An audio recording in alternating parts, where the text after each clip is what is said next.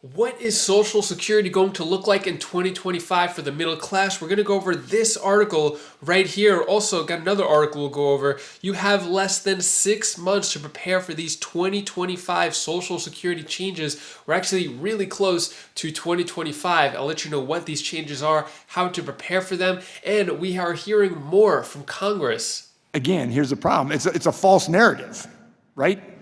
I mean, we're making assumptions here. You don't have to answer that.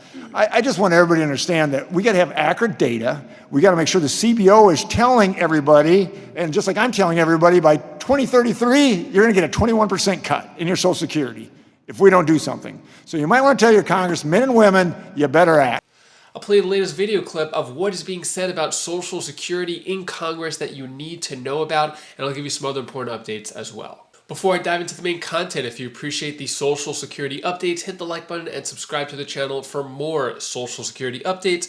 So what a middle class Social Security check could look like in 2025. Well, we'll go over this right here. So the latest in terms of COLA, we're going to see an increase of 2.63%. That is the latest projection of Social Security in 2025 when it comes to the COLA. This is from the Senior Citizens League. Of course, we won't know the official COLA amount until October of 2024. So just 3 months away, and we'll know that. But then also, when it comes to what a check is going to look like. So on average, Social Security recipients receive $1,781 per month as of mid-2024, according to the Social Security Administration. And the average Social Security benefit for retired workers, as opposed to survivor benefits, is as little as $1,918. So I don't know how anyone can live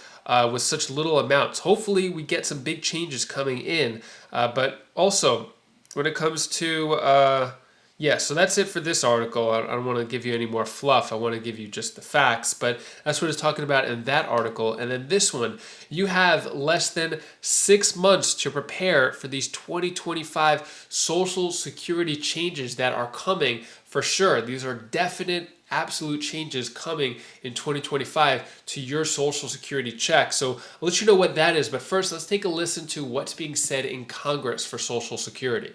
Thank you, Chairman Ferguson, Ranking Member Larson. Thank you also, Dr. Swagel and Mr. Gross and Mr. Hudson. Thank you for being here today. We've got obviously a lot of concerns with Social Security, and we got to resolve them. But we also have to be singing from the same songbook, understanding what's happening.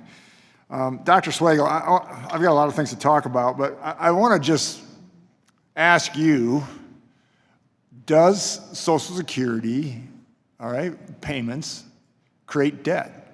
I mean, I'm hearing from the other side that there's this view that it doesn't, and I would like you to explain to me, does it create debt? There's lots of ways to look at it, and I realize that's part of the confusion. The $150 billion that I think Steve and I both talked about, today that's being funded by the Treasury. The cash has to come from the Treasury to get that $150 billion. Right. It's got to redeem its assets. Exactly. Correct? I mean, Social Security's got to redeem its assets. Yep, and it's an asset for Social Security, but a liability for the Treasury. The Treasury borrows. Thank you. And so what does the Treasury got to do again? So you got to redeem the assets, but how does the Treasury redeem its assets? To come up with the cash, the Treasury. Yeah, it comes up with the cash by selling bonds, right? Selling bonds, everything that goes into general. Thank you. Yeah, exactly right. So it actually is creating to our debt, right? To redeem the assets in the trust fund, the Treasury has to borrow and create debt. Yes, it's got to create debt. Yes. Mr. Gross. So if we redeem $100 billion of debt that is owed to the trust funds, yep, and we trade that for $100 billion that is now owed to the public, it's merely a swap. The total federal debt is unchanged. But you got to sell bonds to do that. The Treasury's still got to sell bonds to do that. Is that a fair statement? It has to sell bonds to the public by redeeming the same amount of bonds that it now are held by the trust funds. Thank you. But Mr. Swagel, can you answer that? Yeah, the numbers that we focus on are debt held by the public. Yes. So what Steve is saying is correct. The debt held by the public goes up. The debt held by the public, yes. But I guess what I'm trying to say is that you still got to sell Treasury bills. You still got to sell T-bills. That's right, to the market. To the market, right? And when you do that, that's necessarily getting a loan. That's going further into debt. You're redeeming one loan and creating another. What I'm trying to have everybody understand here is that we got a problem, okay? We got a problem, and I think we all agree to this, that we have a problem. And there's a lot of insightful ways that we can look at this, but the fact of the matter is that, you know, in was it 2032 now, the CBO's outlook, I think it's 2032, am I right? Fair statement? It's 2033. It just 2033. The end of 32. Right. So, Dr. Swagel, and so what is going to be the percentage cut per Social Security recipient right now at 2033? So we have about 21%. 21%. So what you're telling the public, I just want to make sure we're fair here, you're telling the public that they're going to see a 21% cut in their Social Security if we do nothing. That's correct. Okay. Everybody get that? I just want to make sure the public gets that. 21% cut in 2033 if we do nothing. So that means we got to act. That means we got to do something. Thank you, by the way, for holding this, because this is very important. All right? So what I did, I think I created the Senior Saves Act that creates an accurate forecast. I think right now the CBO, the 10-year outlook showing the outlays, is not an accurate forecast because it just continues in full regardless of the trust fund's exhaustion. Can you talk about this a little bit, Dr. Swagel? Yes, for sure. So under the Balanced Budget Act of 1985, our baseline projections are required to show outlays as if the trust fund continues even after it's exhausted, so the scheduled benefits. Yes. We show both the scheduled and payable, but the baseline by law shows the scheduled. Yes. And again, here's the problem. It's a false narrative, right? I mean, we're making assumptions here. You don't have to answer that. I just want everybody to understand that we got to have accurate data. We got to make sure the CBO is telling everybody, and just like I'm telling everybody, by 2033, you're going to get a 21% cut in your Social Security if we don't do something. So you might want to tell your congressmen and women, you better act. Thank you. I yield back. What are your thoughts on that when it comes to Social Security? Is it too much talk, not enough action? At least that's what I believe. I think they need to actually do something for Social Security. Not a single bill has passed for Social Security in years. So something definitely needs to be done for Social Security right now, actually yesterday. When it comes to changes that are actually going to happen, take a look at this article. You have less than 6 months to prepare for these 2025 Social Security changes. So what's being said in this article? So, number one, full retirement age is moving later.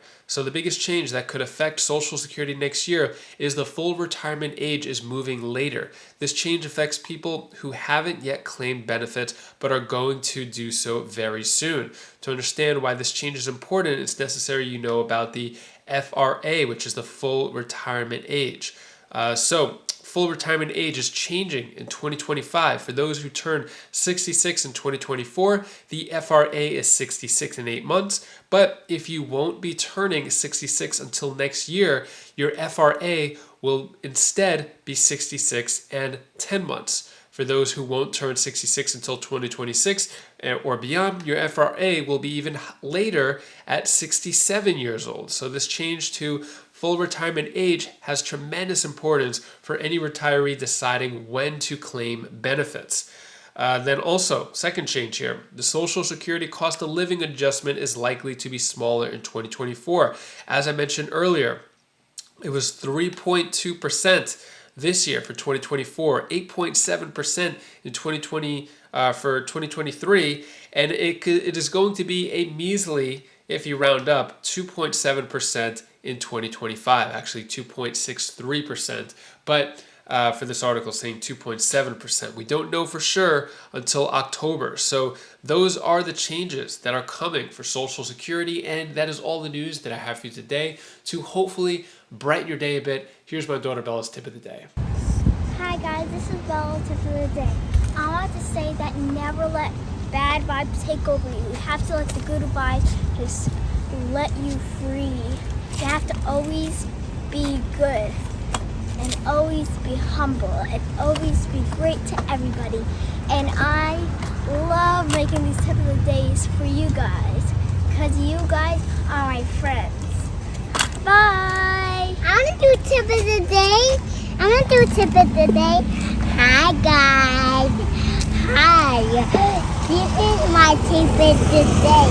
I want to say don't go on the road. If you cross, you'll get smushed. And have a great day. Bye.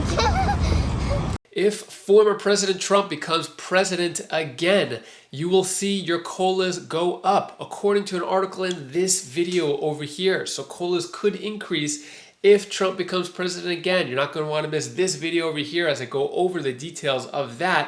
And I'll give you some other important updates in that video. So click that video now and I'll see you in that video. Take care, be safe. Thank you for watching.